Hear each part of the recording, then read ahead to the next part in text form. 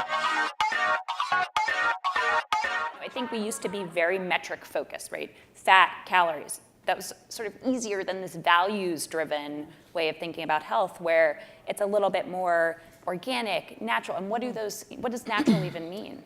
Well, I think healthy is a loaded term that means a lot of different things to different people. And the definition of what's healthy has evolved over time. So I don't think there's a singular definition for even any one of us on this stage. Today, I believe it's about giving people access to real food. It's as simple as that. Real food, food they understand, food that has ingredients that they can recognize, and letting them make the choices themselves. So Kara, for you, how is technology changing how you can get your product out? You sort of represent the smaller, more entrepreneurial brand on the panel. Does that give you way more agency and license to put yourself out there?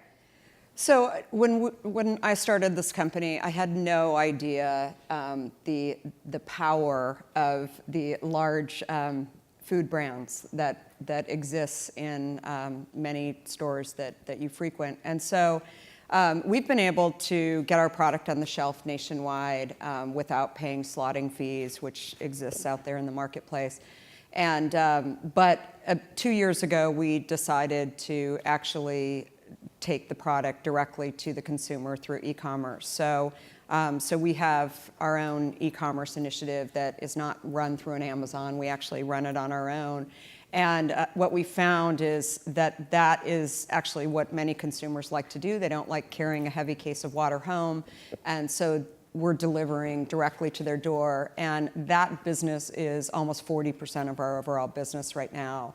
Not just to homes, but also to offices. But also just touching on sort of the health topic, a lot of what we're seeing, and interestingly, really consuming a lot of this data on our site as well, is that a lot of consumers do define health differently, but at the core is there's a lot of confusion around health, and people are eating and drinking things that are labeling themselves as healthy, as zero, as low fat, as diet, and yet they're not losing weight.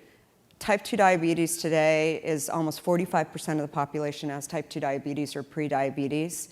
We're not getting healthier as a country, we're not getting healthier as a world, and we really need to figure out how to create a world where people really understand what they're putting into their bodies.